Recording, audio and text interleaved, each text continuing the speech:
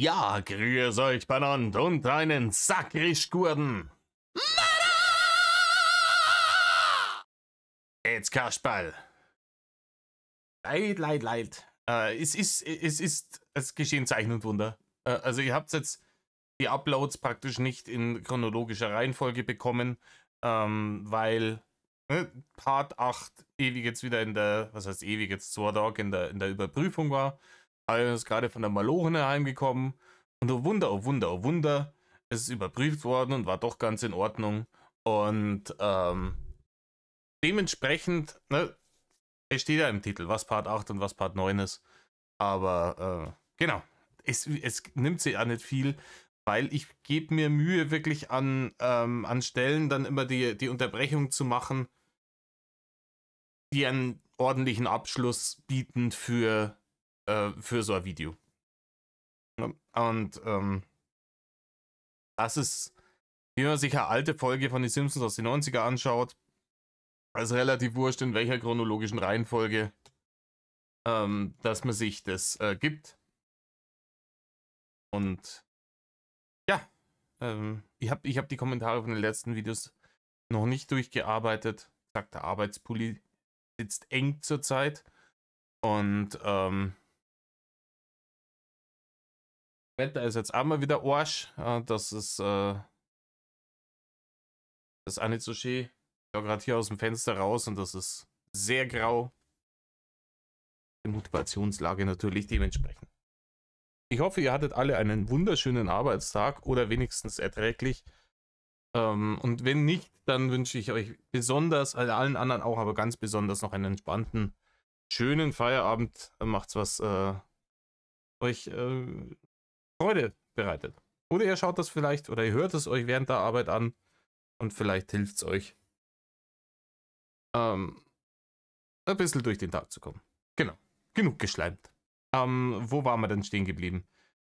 Bildungsauftrag, ne? Relativ in der Mitte von diesem Bildungsauftragssegment. Ich habe nicht mal ganz hundertprozentig auf der Kette, bei was für einem Thema wir jetzt letzten Endes tatsächlich sogar stehen geblieben sind. Was ich weiß, ist, dass die Wiedergabegeschwindigkeit wieder auf 1,25 stellen, weil das hat sie relativ gut bewährt die letzten Male. Und ich habe im Übrigen festgestellt, dass eine was gelb worden ist. Das war von meinem lustigen kleinen Einspieler von den Polska-Bärchen-Leaks. Finde überhaupt nicht gut, der Herr YouTube. Na gut, haben wir alles. Wir sind bereit. So bereit, wie wir nur sein können. Einwandfrei. Dann bleibt nur nicht mehr zu sagen, außer hockt euch her. Sammermehrer. Reißt euch Häube auf. Wir gehen einer. In Rainer.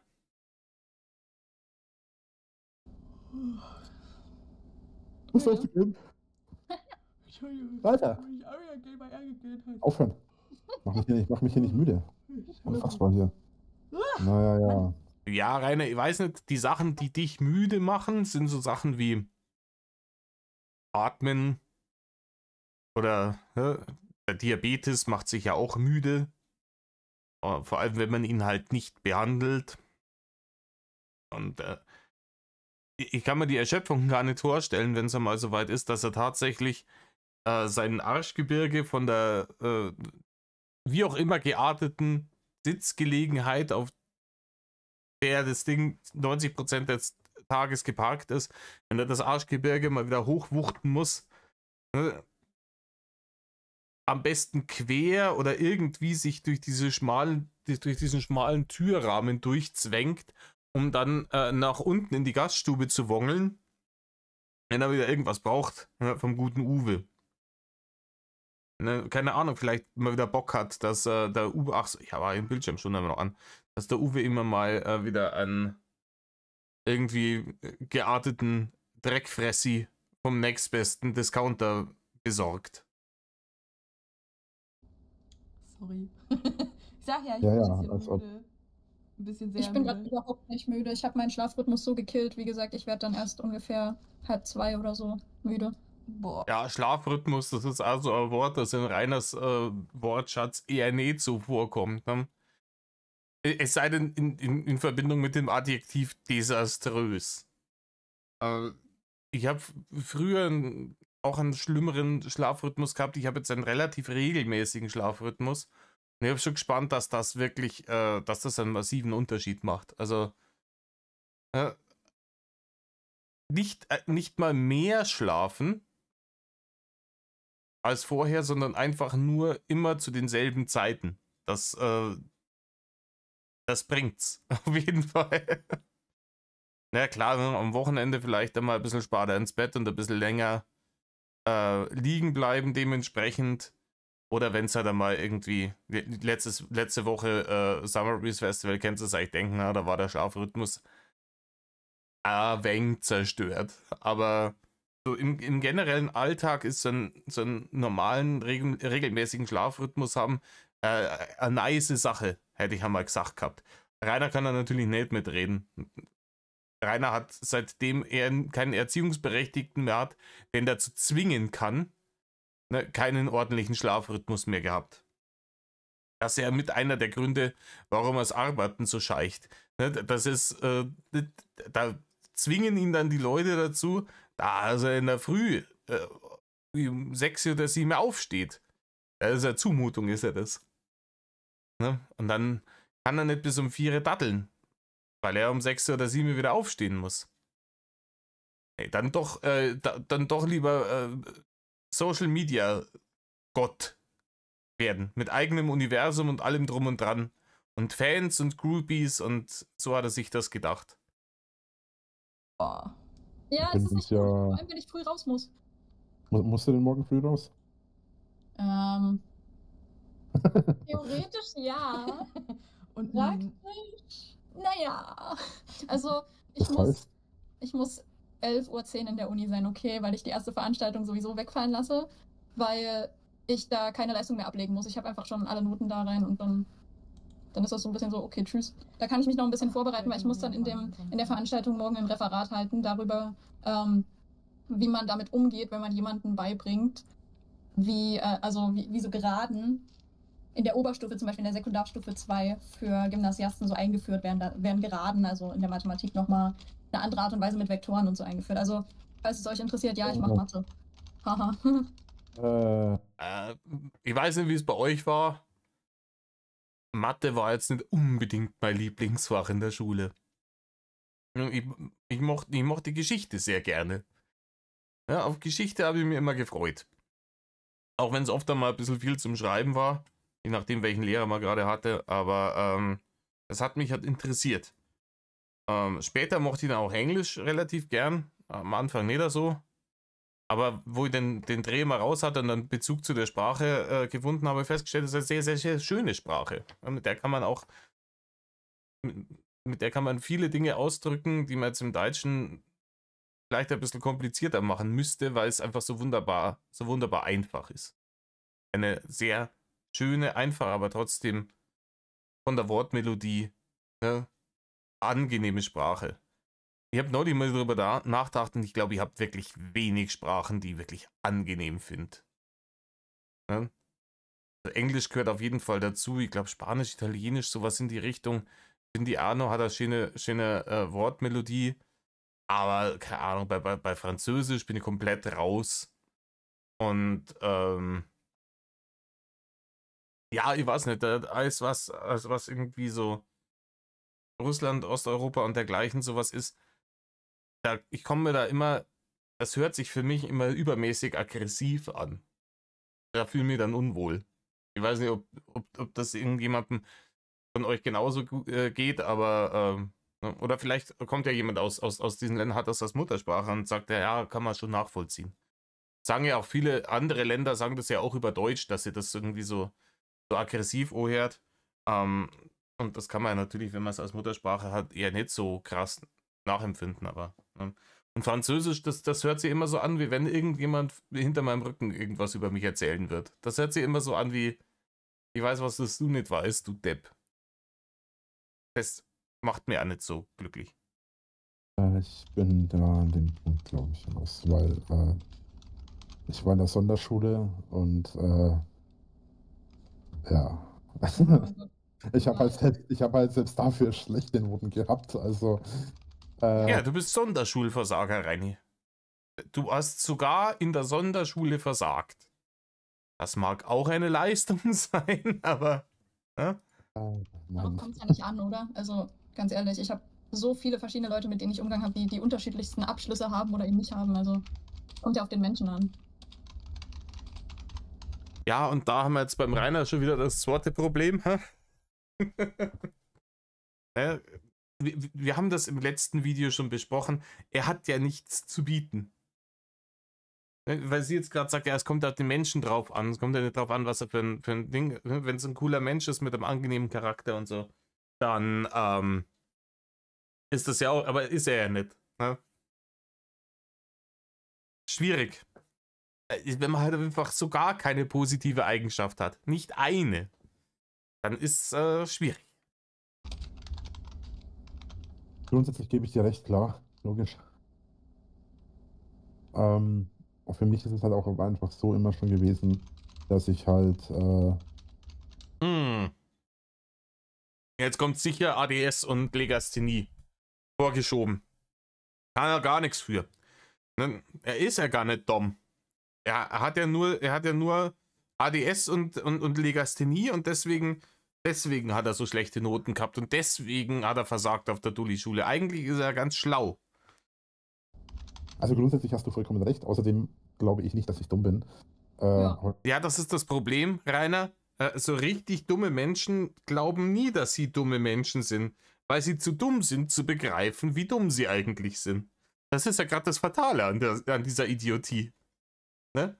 Und dass diese Leute sich dann praktisch in ihrer vollkommenen Dullihaftigkeit auch noch gegenseitig im Internet in irgendwelchen Bubbles bestätigen können und damit ein vollkommen ungerechtfertigtes Selbstbewusstsein ob ihrer eigenen geistigen Kompetenz darbringen, wo jeder, der irgendwie für 5 Cent Hirn im Kopf hat, den Kopf schütteln muss und sie denkt, oh, ich glaube, die Menschheit ist doomed.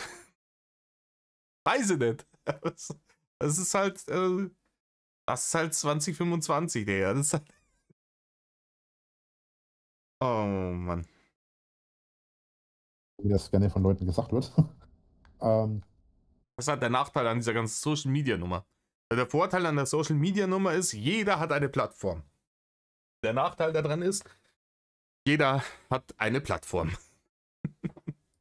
Unabhängig von allem anderen ist es aber auch so, dass es eigentlich keine Rolle spielen sollte, denke ich, weil was du in der Schule machst, bringt letzten Endes dir zwar beruflich vielleicht viel. Wow, letzten Endes. Aber menschlich gesehen kenne ich so viele, die absoluter Abfall sind. Ja, meinst. Gibt's da welche, die absoluter Abschaum sind, ha? Die kann man wirklich nicht freundlicher bezeichnen. Ja. Ich kenne so viele Menschen, die tatsächlich als Abfall gelten könnten. Ja, lass mich raten, ha? Die Haters. Die Haters. Und trotzdem sind die halt Schlauer als du, Rainer. und trotzdem sind die halt ich habe mal Quana gemacht, sehr schön. Menschlich gesehen sind die halt absoluter Witz, absoluter Dreck. Ja. Und die werden halt auch ihr Leben lang eigentlich, meiner Meinung nach, das nie weiterbringen. Schade, ich habe zu spät Pause gedrückt. Ja. Ich wollte gerade sagen, jetzt fängt er sicher gleich zu spiegeln an. Ne? Wie ein großer. Tada! Ja, die Haters, die haben es alle zu überhaupt nichts gebracht, Rainer. Die sind alle neidisch darauf. Die daten auch gern irgendwie vom Bürgi-Geld in Zobis da im Monteurszimmer beim Alkoholnazi hausen, vegetieren, aufs unvermeidliche, viel zu frühe Ende warten. Also vielleicht in ihrer beruflichen Karriere, aber das ist halt auch nicht alles. So. Es gibt halt nun mal auch mehr im Leben als nur ein bisschen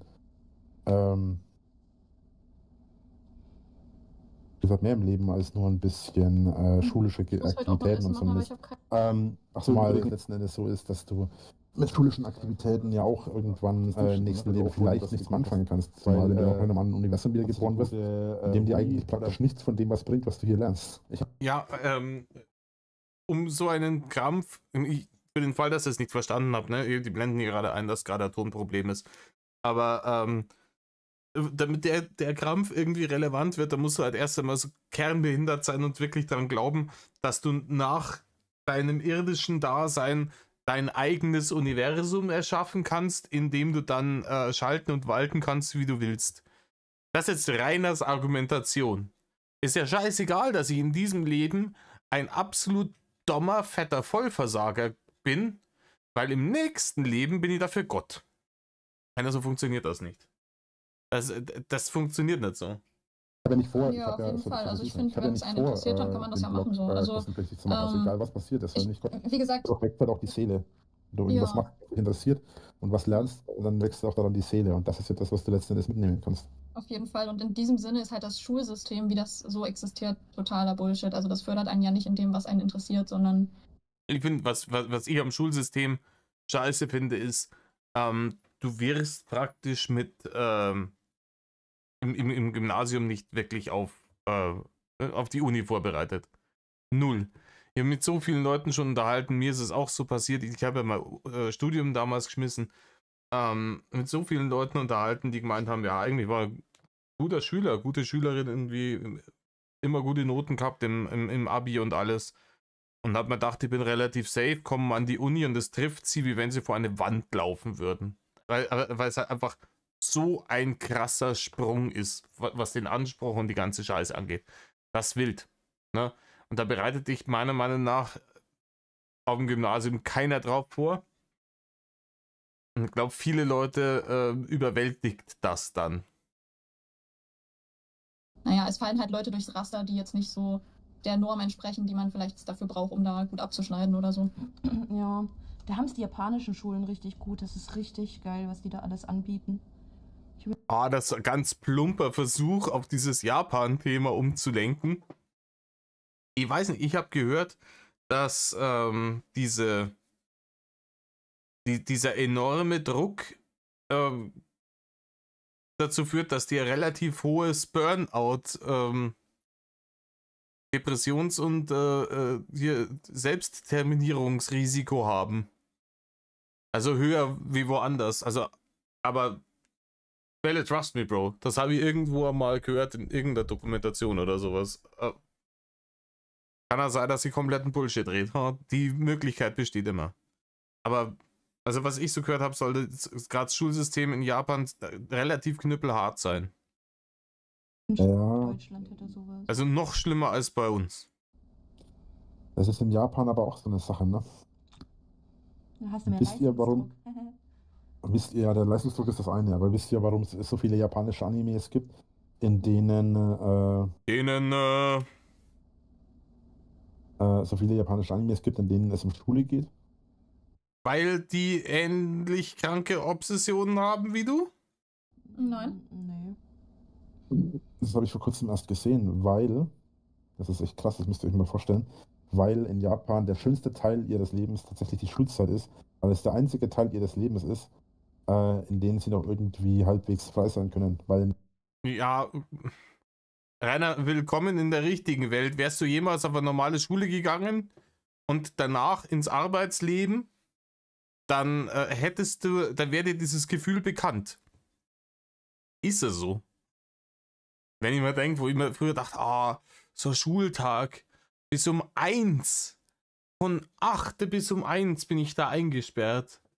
Unfassbar, eine Zumutung. Da muss ich da sitzen. Und alle 1,5 Stunden habe ich Pause.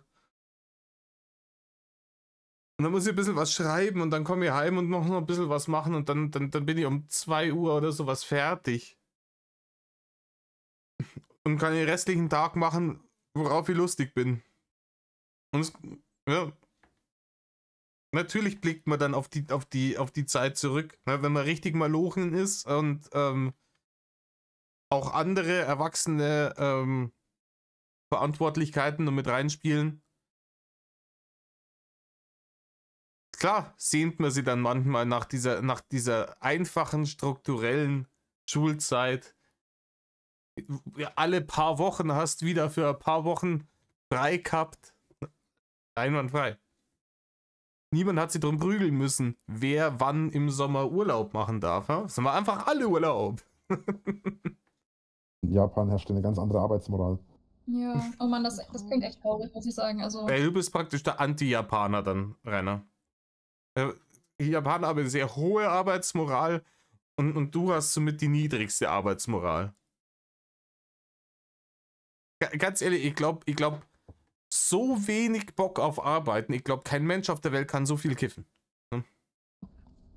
Ein Vorteil in Japan allerdings im Berufsleben ist, wenn in Japan in einer Firma was schief geht, dann werden nicht die untersten Mitarbeiter gekündigt, sondern die Chefs. Das ist ganz witzig.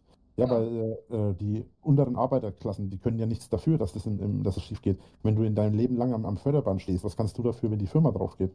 Nee, es kommt mal ganz darauf an, was du an dem Förderband machst.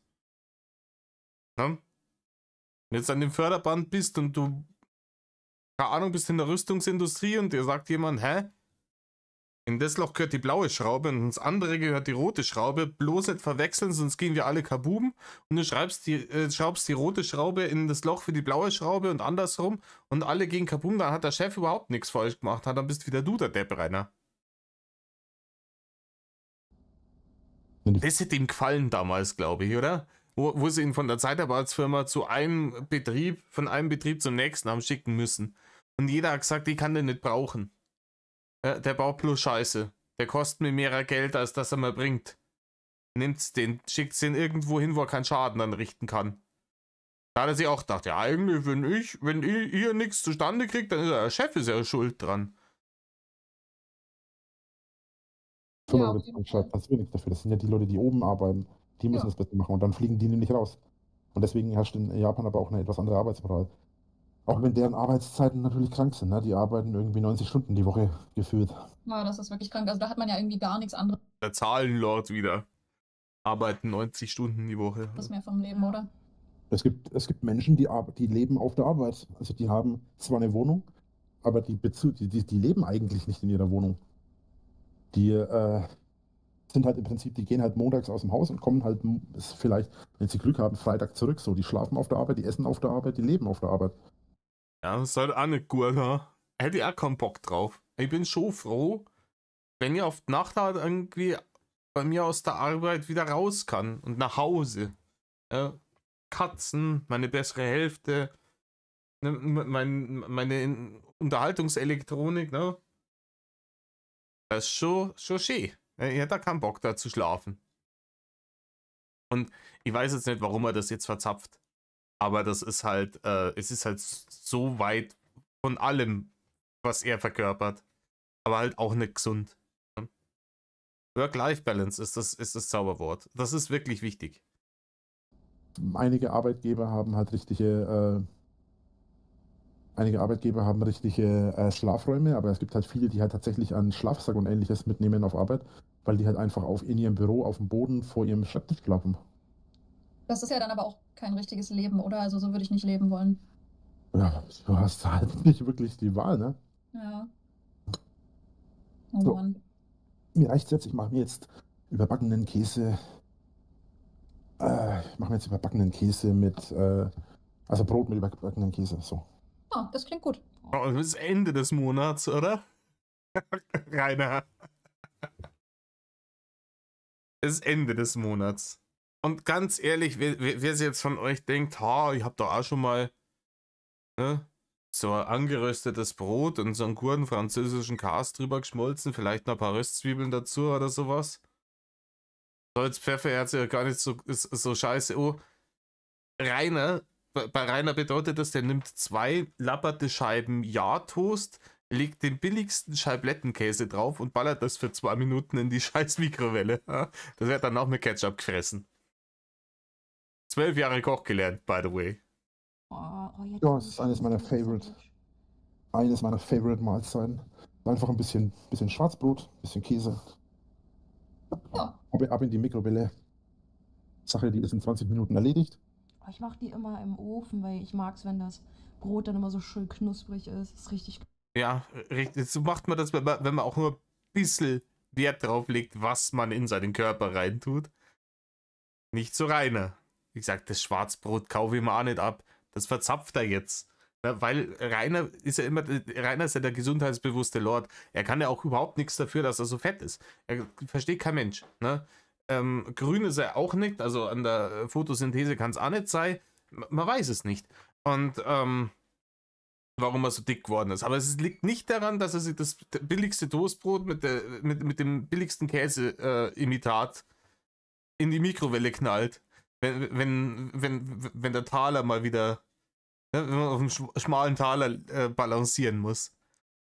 Daran liegt es gewiss nicht. Ne? Dann gibt es halt eine halbe Flasche Ketchup dazu und dann spült man das Ganze mit 2 Liter Schwipschwapp runter. Ein nahrhaftes Abendessen. Ich habe keine Lust in die Küche zu. Deswegen erzähle ich jetzt hier irgendeinen vom Schwarzbrot, weil er sich denkt, ha, das Schwarzbrot, das zählt als gesünder als Weißbrot. Statt gesund. Oder so. Ist die Mikrowelle nicht in der Küche? Nö, die steht bei mir im Arbeitszimmer, genauso wie meine Kaffeemaschine und mein Toaster. Ach so. Ja. Im Arbeitszimmer, Rainer. Wie viele Zimmer hast du denn gemietet bei Uwe? 1? Oder doch mehrere? Hat er jetzt schon 2 Zimmer gemietet beim Uwe, dass er sagt, ich habe hier Arbeitszimmer und dann habe ich nur hier Fress-Daddel-Wichszimmer. Arbeitszimmer. Oder vielleicht hat er einfach mit so einem Edding auf dem Boden irgendwie so Linien gemalt. Und damit sein was wird das sein, 15 Quadratmeter Zimmer da irgendwie unterteilt. Also das da drüben ist das Arbeitszimmer und hier links ist das Schlafzimmer, da wo die Mikrowelle steht. Das ist direkt neben am Arbeitszimmer, aber ist vielleicht auch schon Küche, man weiß es noch nicht. Ha?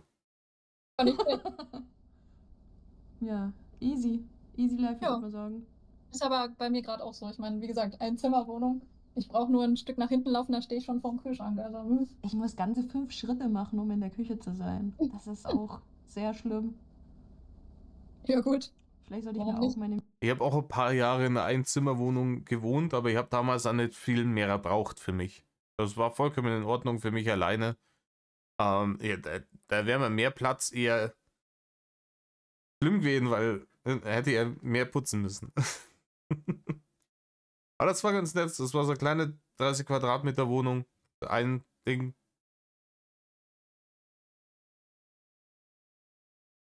Mikrowelle. Ah nee, ich kann meine Mikrowelle eh nicht benutzen. Oh, fuck. Ich habe Ja? also eine Mikrowelle hat ja so eine Glasplatte, ne? Und Ja. ich habe die meinem Ex ausgeliehen, weil er eine gebraucht hat. Das ist schon ein Nein. halbes Jahr her oder so. Ich habe die nie mehr Nein. gesehen. Seitdem Oh, benutze ich nee. die Mikrowelle nicht mehr, ganz vergessen. Das Ach, ist so so schön, schlimm. ey. Ich habe mir auch keine nachgekauft, weil ich immer noch gute Hoffnung bin, dass ich sie zurückbekomme. Na, da bin ich aber gespannt. Ja, ich werde Was ist das, dein Ex-Freund? Ja, ja. Ich habe denen da so ein bisschen geholfen, so. Okay, wisst ihr was? Was? Mhm. Ich habe kein Brot aufgetaut. Oh. Schwierig. Okay, leck mich doch am Arsch. Jetzt mache ich eben Folgendes. Mikrowelle zu, brauche ich nicht mehr. Ich packe mir jetzt 2 Päckchen Wurst, setze mich vor den Schreibtisch und fresse die Wurst blank. Okay. In der Not frisst der Bauer die Wurst da ohne Brot. Boah, das habe ich einmal mit Ja. so Leona gemacht und dann wurde mir schlecht. Dann habe ich mindestens ein Jahr keine Leona mehr gegessen. Ja, vor allem das Brot ist ja. Oh, komm, Rainer. Das Brot ist auch als Sättigungsbeilage gedacht. Ne? Also, die Wurst alleine macht er nicht satt. Da musst du gerade so ein Vierteltonner wie du, musst doch dann da 6 Packerl Wurst fressen. Bis irgendwann einmal so halbwegs das Sättigungsgefühl eintritt. Das ist dann in einer halben Stunde wieder weg. Alter, stellt's euch vor. Stellt's euch vor, wie er dann da sitzt. Und dann holt er sie mit seinen ungewaschenen Wurstfinger, holt er sie dann so ein Wurstradl aus der Plastikverpackung und dann hält er das so über den Kopf und dann klappt unten der Ogerkiefer aus nach vorne und das tut er sie dann rein und dann oh. Ich erinnere an Spiegeleier und Mozzarella. Aber ich habe auch einfach das ganze Ding rausgenommen, einfach reingebissen. So ein schrecklicher Mensch. Das ist letzten Endes immer die Frage, aber mir macht das nichts aus. Aber ich habe in meinem Leben auch schon Schlimmeres gefressen. Zum Beispiel. Ja, urreinig fressen, das kann er, der Rainer. Jetzt habe ich Angst. Von seinem komischen Wurstgulasch damals, wette ich, hat er mindestens eine Woche lang Scheißerei gehabt. Das ist an der Aktion ein gutes Beispiel. Insekten. Okay. Nee, die sind nicht so schlimm. Habe ich auch schon gegessen. Wirklich, die schmecken nach nichts, wenn die nicht gewürzt sind. Die knacken nur ein bisschen im Mund. Habt ihr schon Schnecken gegessen? Ja, Schnecken sind voll lecker. Ich mag. Tatsächlich noch nicht und auch tatsächlich noch keine. Keine. Keine. Oh, Muscheln sind so geil. So Muscheln. Okay.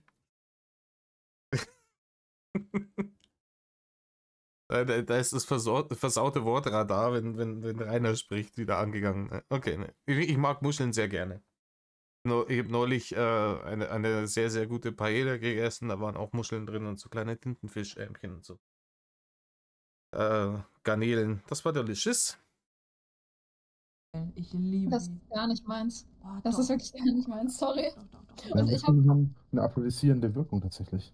Ah ja. Oh ja, genau, das ist das Allerwichtigste daran. Nicht, dass sie köstlich sind und relativ gesund, ne, sondern sie sind bimsfördernd. Ja. Das weiß ich nicht. Und im Übrigen, ich glaube, ich würde darauf wetten, dass 99% dieser Dinge, denen man angeblich eine aphrodisierende Wirkung zuspricht, absoluter Horseshit ist. Ne? Das aphrodisiert überhaupt niemanden. Muscheln fressen, weiß ich nicht, ha?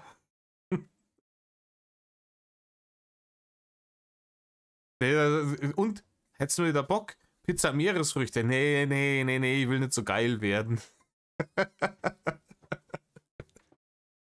Oh Mann, oh Mann, oh Mann. Die schmecken einfach nur. Aber Muscheln sind wirklich, wirklich lecker. Also, wenn man kein Problem hat mit Konsistenz im Mund, ne? Weil die sind halt ein bisschen, ja, zäh-gummihaft. Und innen drin ist was Hartes. Also, das kann vielleicht bei manchen Ekel hervorrufen.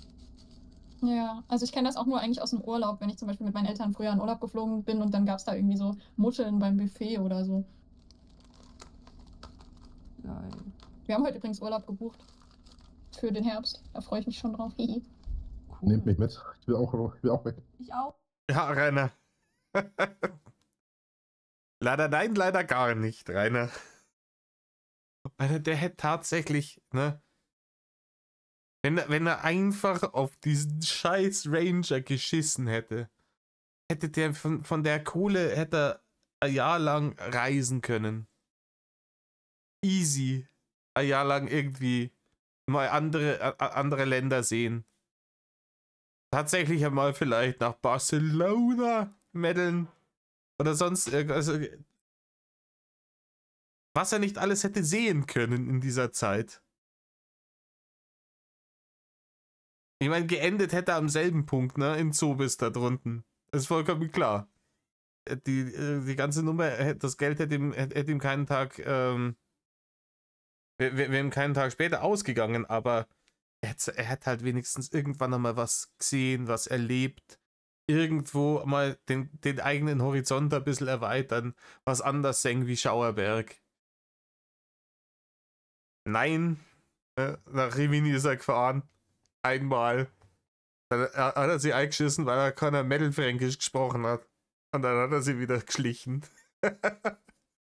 Nach Avignon ist er dann schon mit dem Flixbus runter gemeddelt. Und da war es derselbe Cast.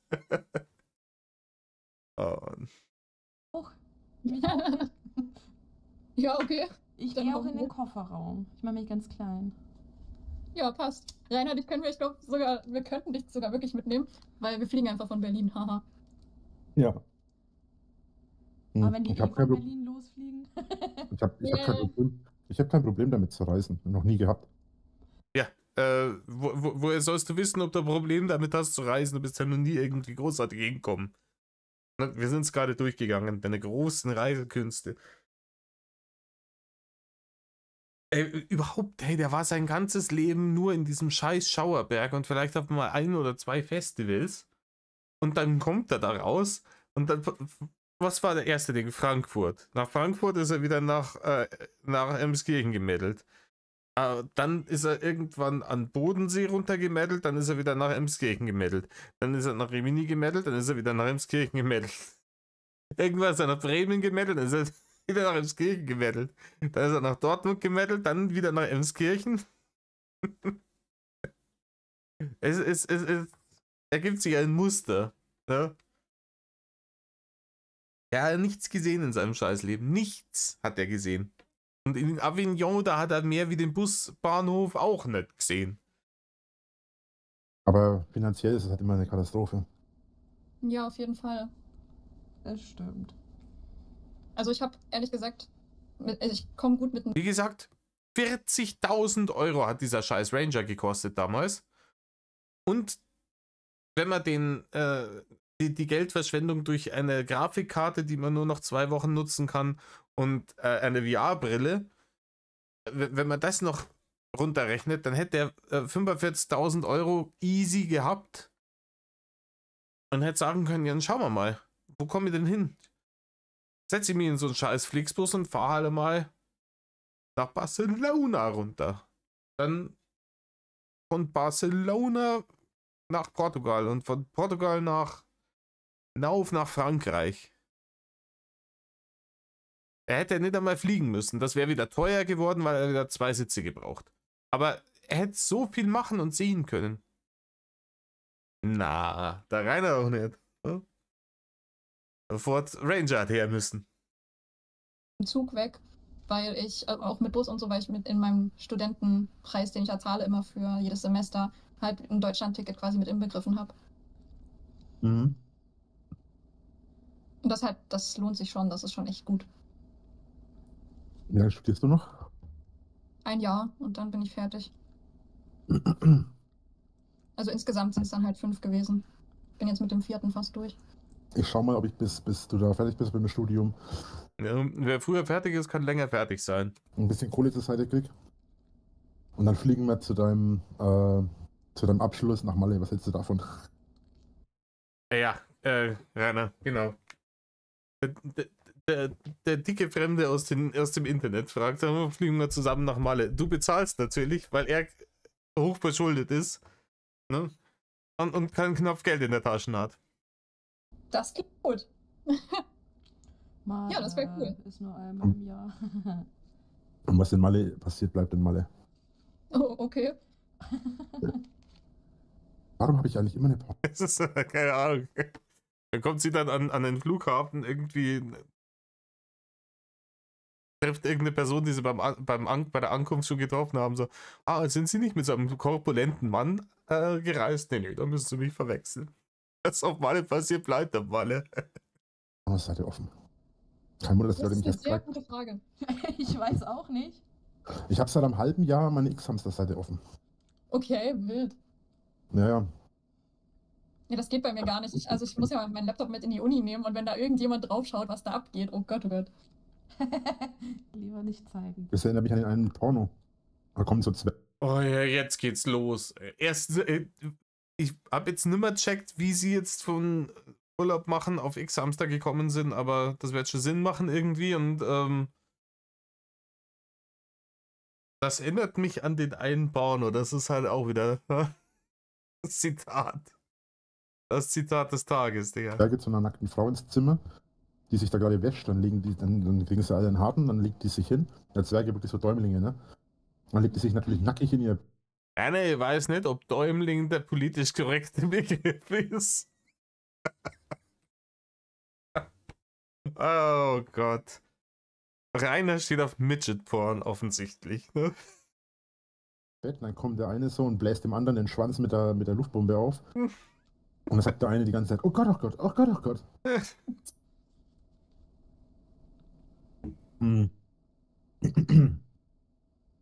Also wild, was du von mir gesehen hast, haha. Es ist so wild. Er sitzt da, erzählt irgendwelchen wildfremden Mullen im Detail irgendeinen komischen Midget-Porn, den er den er sich irgendwie am Vortag reingerendert hat. Das ist doch nicht real, Alter. Das hat mir mal ein Kumpel, das ist schon ewig alt. Ein Kumpel, ach so, ja dann. Das hat mir mal ein Kumpel geschickt vor ewigen Zeiten. Das ist bestimmt schon 10 Jahre, oder 16 Jahre, 20 Jahre ist das schon her. Ja, okay. Aber ich habe deswegen dran denken müssen, das wollte ich gerade schon sagen, aber ich habe mir gerade die Wurst angezogen. Also er hat einen Kumpel, der auf Midget Porn steht und ihm den dann gegeben hat, unfreiwilligerweise. Deswegen hat er das gesehen. Alles klar, Rainer. Ich habe einen Kumpel.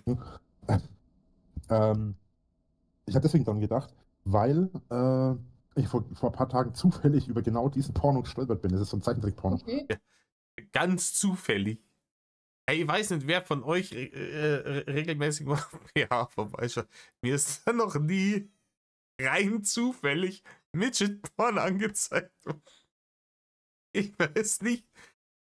Also, wenn der Algorithmus ihm das anzeigt, dann hat er das vorher auch gesucht. Ich glaube, dass das relativ spezifisch ist. Da bin ich vor kurzem eben drüber geschaut, deswegen habe ich jetzt gerade dran denken müssen. Da ist halt so ein ganz alter Zeichentrick-Porno, wo sie versucht haben, die ersten Hentais zu machen oder so ähnlich. Okay, verstehe. Was haben wir denn hier für einen Kommentar? Genau, das ist auch genau der Sinn dahinter. Wahrscheinlich kommt mit dem zweiten Steckbrief mehr Infos. Und diese sind bisher die interessantesten Beast-Vertreter. Hyänen haben einen schlechten Ruf, als sie verdienen. Deswegen ist es gut, dass die Art oder er Verwandte auch in deinem Universum einen Auftritt haben. Na klar. Ja, Hyänen haben einen sehr schlechten Ruf, das ist aber eigentlich total lächerlich, weil... Ah, okay, jetzt hab ich kurz überlegen, er stottert jetzt gerade sich da irgendeinen von den Kommentaren zusammen, die in seinem Universumsblog geschrieben wurden. Nicht total unbegründet. Und Hyänen sind tatsächlich hervorragende Jäger. Die heißt, die werden dir immer als Aasfresser verstehen, aber es sind hervorragende Jäger. Oh, Ja. Was haben wir denn hier? Vor allem, dass auch die Frauen dann immer vorne an der Front sind und die Männer sind halt die Außenseiter einfach in so einem Rudel. Das ist richtig krass. Faszinierende Tiere. Ich habe mir so Richtig krass. viele Dokus von denen schon reingezogen. Ach, schon 22 Uhr gleich, ne? Ja. Zoe? Ja. Sollen wir dann einfach ganz normal weiter kommentieren, so damit halt niemand irgendwie schon irgendwie denkt, weil ich meine, wir sind einer der fast einzigen, die halt kommentieren. Ja, ich würde das so vorschlagen. Aber trotzdem weiter, ne? Ja. Ja. Ich würde euch noch aus einem anderen Grund darum bitten. Ja. Kommentare bedeuten mehr Aufrufe bzw. mehr Reaktion. Okay. Und wenn ihr den Blog unterstützen wollt, ohne was zahlen zu müssen, was ihr eh nicht müsst, weil es gibt ja nichts kostenpflichtiges. Ja. Aber wenn ihr den Blog weiterhin unterstützen möchtet, es ist ein Vorteil, wenn ihr kommentiert, weil es automatisch dann den Blog in den Google Ranked Listen hochpusht. Ja. Und das kriegen da, die zwei Mullen kriegen das hin, dass die so viel kommentieren, dass das bei Google einen Unterschied macht, ob der Blog weiter oben oder unten vorgeschlagen wird, Rainer. Das hört sich plausibel an, auf jeden Fall. Ich werde halt auch bekannter und da kommen vielleicht auch mal ein paar mehr Leute.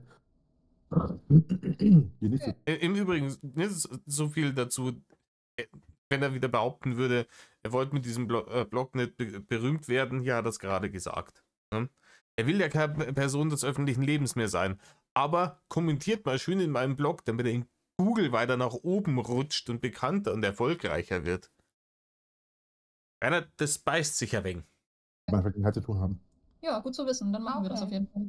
Gut, dann fleißig kommentieren. Alles klar. Ja. Wird gemacht. So, sorry, wolltest du denn nicht was zu essen machen? Ja, ich habe mich immer noch nicht wegbewegt von meinem Schreibtisch.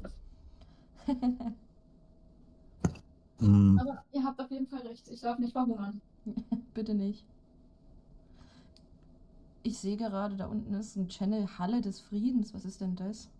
Unten? Das sollte ja nicht oben sein. Also bei mir wird es hier unten gezeigt. Hier Creator Channel und dann Halle des Friedens. Aber ist gesperrt auf jeden Fall. Das ist eigenartig. Weil Halle des Friedens, das ist die imaginäre Universumsvariante von seiner Methalle, die er damals geplant hatte, oder? des Friedens ist eigentlich mein Gesprächsraum, der in meinem persönlichen Bereich des Schöpfers ist. Ja. Ach so, da kann er sich dann mit sich selber unterhalten. Da unterhält er sich dann mit dem Drachenbarden, ne, und mit dem Joker 1510 und so und mit dem Drachenlotter unterhalten sie sich dann und dann wird der Tag Revue passieren gelassen. So, ja, heute war ein guter Tag. Ja. Nur 10 Hater-Anrufe gekriegt, oder? Ein guter Tag. Am Bereich des Schöpfers, das sehe ich auch. Der ist aber oben, nicht unten. Ich kann dir gerne mal einen Screenshot machen. Warte mal, ich verschieb's mal. Jetzt müsste es aber auf jeden Fall oben sein. Hast du schon verschoben? Ja. Nee, ist bei mir immer noch unten. Ich nehme dann doch an, dass das vielleicht so eingestellt ist bei ihr, dass gesperrte Channels, in die sie ja eh nicht reinkommt, halt automatisch ganz unten angezeigt werden. Das würde Sinn machen, oder? Und der halt bei ihm oben angezeigt wird, weil er für ihn natürlich logischerweise nicht gesperrt ist. Machen wir es eben so. Ha. Warte, da hat sich gerade irgendwas getan. Ja, es ist jetzt weg. Ja, das liegt daran, dass ich es unsichtbar gemacht habe. Ah, okay. Und der Raum ist nur für mich persönlich gedacht.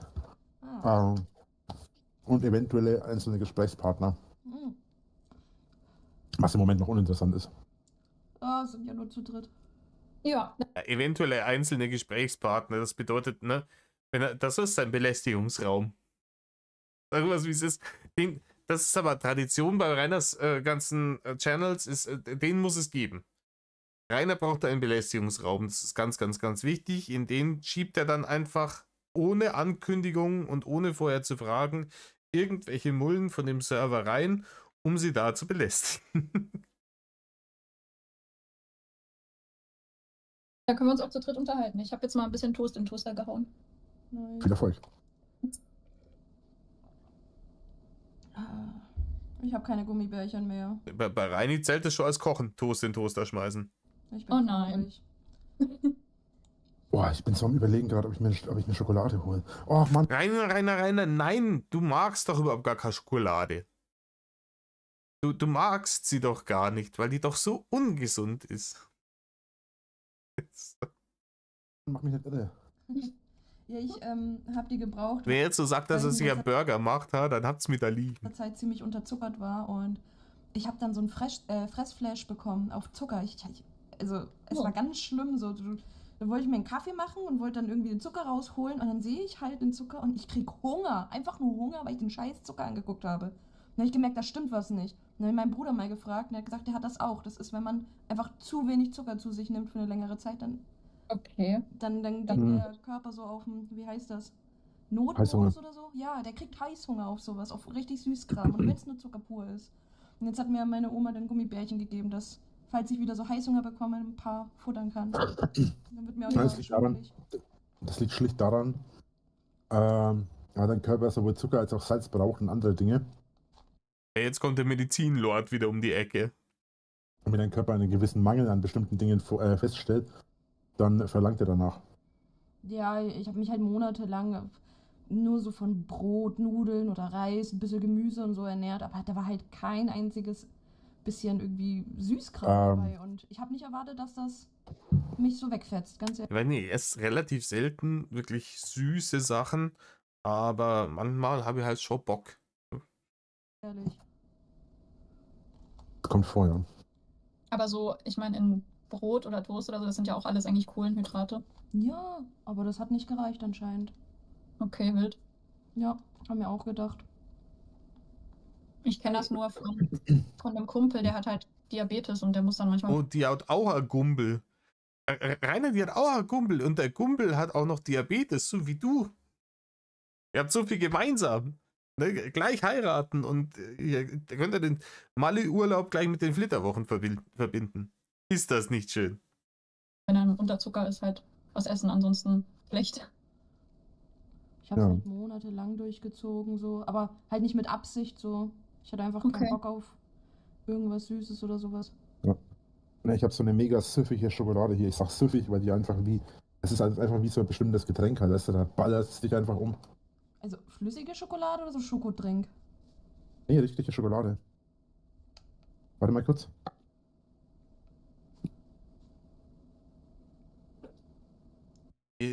Ja, keine Ahnung. wenn es noch feste Schokolade ist, dann kann die nicht süffig sein. Wenn man Feststoffe nicht trinken kann, Rainer. Aua.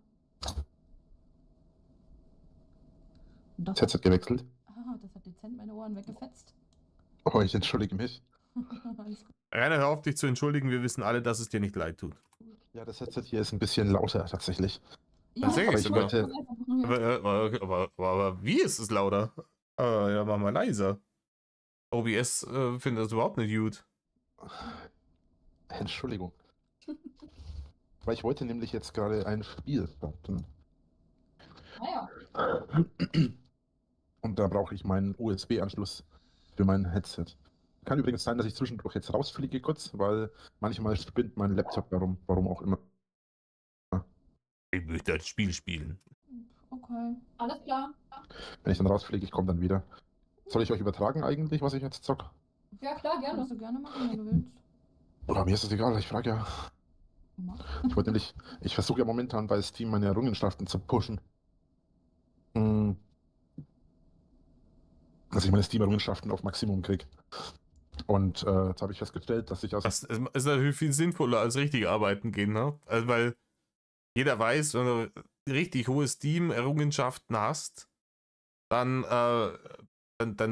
kannst du echt richtig viel Geld damit verdienen. Im Spiel noch gar keine Errungenschaften habe. Oh. Das dürfte aber eigentlich gar nicht sein. Apropos Spiel. Du erinnerst dich doch, dass wir vorher über Wyvern und Drachen geredet haben. Jetzt habe ich eine ganz witzige Frage. Ich habe ja jetzt eine Zeit lang Monster Hunter Wilds gespielt. Geiles Spiel angemerkt. Und da gibt es den Soshia. Der hat 4 Beine, ist ein Drache, aber an seinen Flügeln hat er halt auch Arme und kann halt wie Smaug halt damit auch laufen sozusagen.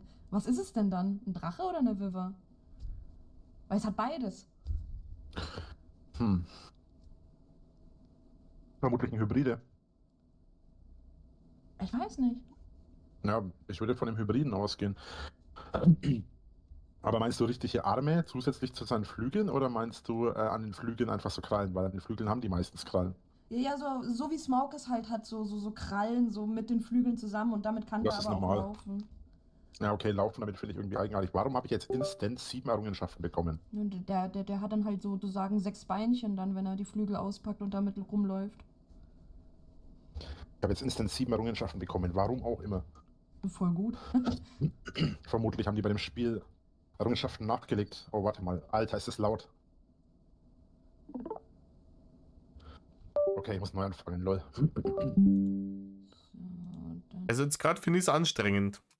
Ein Jahrhundert. Ach stimmt, das war ja immer mit Audio-Voice, ne? Hemmungslosen. Alter, wieso ist das so laut? Für uns geht's eigentlich, also für uns ist nicht so laut. Ja. Der gute alte Medienprofi. Alter. Allah! Ich hab extra leiser gemacht. Ich schalte mich mal kurz stumm, ihr müsst mir nicht beim Essen zuhören. Runter von meinem Okay. Discord. Kratzt mich nicht, aber gerne, wie du möchtest. Mach so, wie du dich wohlfühlst. Ja, das ist halt, ich weiß nicht. Egal, macht einfach euer Ding, ich bin gleich Ich wieder da. hatte mich ja auch nicht gemutet beim Essen. Aber das habt ihr, glaube ich, gar nicht mitgekriegt, ne? Nee, ist mir nicht aufgefallen. Warum jetzt die Bösewicht-Lache? Muhahaha, muhaha. Haben sie es gar nicht mitgekriegt, dass er gefressen hat? Ja toll, Rainer. Ist der teuflische Plan aufgegangen. So, jetzt ist es nicht mehr so laut, komisch. Erstmal vorne gewaffelt. Aufstehen, Rayman, los, mach deinen Arsch. Platsch, eingecheckt. So, ich kann schlagen. Zack, zack, zack. Oh Gott, ich habe das lange nicht mehr gespielt. Wo geht's denn hier hin? Warte, du kommst doch bestimmt da gleich wieder runter. Ha! Gewusst wie. Ja, Leute, ich gehe das jetzt mal in zweifacher Geschwindigkeit durch und dann schauen wir mal, ob da noch ein bisschen ein Fleischstroh ist oder nicht. Okay, ich bin bis zum Ende durchgegangen jetzt. Ich fasse es euch zusammen. Er sitzt da, daddelt, die schauen zu, der streamt es für die beiden und die unterhalten sich. Und zwischendurch, also wenn man nicht wüsste, dass es er ist, könnte man fast für einen ganz normalen Menschen halten. Es geht dann ausnahmsweise größtenteils nicht um Snoo. Und ist eher so wie der kleine dicke Junge in der Grundschule, der nicht Freunde zu Hause eingeladen hat, um ihnen zu zeigen, wie gut er in irgendeinem bestimmten Videospiel ist. Und ja, da fühlt er sich halt jetzt wieder Größte und da schauen ihm Leute beim Daddeln zu und sagen, mein Gott, hast du das gemacht, Rainer? Ja, fein. Ja, ganz, ganz toll, Rainer. Gut kannst du das. Und das war's dann auch, mehr oder weniger. In diesem Sinne, Leute. Tut nichts, was Rainer tut. Also ihr könnt schon daddeln, aber, ne, aber ihr wisst, was ich meine. Mad Love.